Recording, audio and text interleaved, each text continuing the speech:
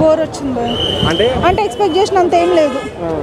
అంటే ప్రతి ఈవెంట్లో కొరటాల శివ చాలా ఎలివేషన్స్ ఇచ్చాడు కదా మూవీకి, అంటే ఏమాత్రం రీచ్ కాలేదు.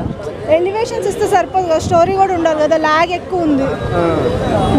అంటే ఏ పరంగా చూసినా కూడా అంటే సాంగ్స్ అవి కూడా ఎంగేజింగ్ లేవు. అసలు సాంగ్స్ ఉన్నాయి దాంట్లో, ఉందే ఒక సాంగ్ అంతే. అంటే రొటీన్ స్క్రీన్ ప్లే అనిపించింది ఏం లేదు, బట్ కొంచెం లాగ్ ఉంది. ఎక్స్పెక్ట్ చేసినంత అంత పీక్స్ ఏం లేదు. అంటే చాలా మంది బాగాలేదంటున్నారు movie. No, please, no spoiler alerts, please. NTR is like man of the masses, like you can enjoy so much. Highlights అంటే ఏం చెప్తారు మూవీలో? షార్క్ సీన్ ఒక చాలా బాగుంటది అండ్ ఒక ఫైర్ షాట్ ఉంటది, మ్యాడ్ అయిపోతారు లిటరలీ. అంటే కొరటాల రొటీన్ స్క్రీన్ ప్లే అంటున్నారు. నో, నాట్ ఈవెన్ రొటీన్, అసలు డైరెక్షన్ షార్ట్స్ అయితే నిజంగా చెప్తున్నాను ఏ డైరెక్టర్ తీయలేరు అలాగా, లిటరలీ చెప్తున్నాను ఏ డైరెక్టర్ అలా తీయలేరు. జాన్వీ కపూర్ చెప్తున్నాను, మన తెలుగు హీరోయిన్స్ అయితే ఎవ్వరు బీట్ చేయలేరు. జస్ట్ 20 minutes ఉంది, 3 గంటల సినిమాలో మరి 20 నిమిషాలు చూపించారంట. జస్ట్ తనకు అసలు సీన్స్ వెళ్ళారు, సెకండ్ హాఫ్ ఒకటే ఉంది.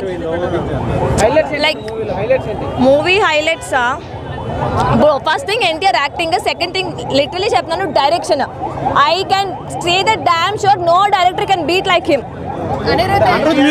ఇట్స్ నాట్ రొటీన్ మూవీలో భరత్ అనే నేను శ్రీమంతుడు అయితే అస్సలు లేదు.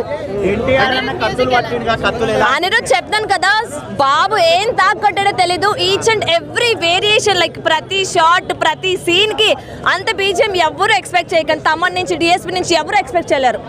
చాలా మంది నెగటివ్ ట్వీట్ చేస్తున్నారు, దానికి ఏం చెప్తారు? మీరు నెగటివ్స్ అస్సలు తీసుకోకని చెప్తాను కదా. 6 years తర్వాత లిటరలీ దేవరా దర్శనం నిజంగా మార్నింగ్ 4 AM మీకు మాకు చాలా అయితే చాలా బాగా అయింది.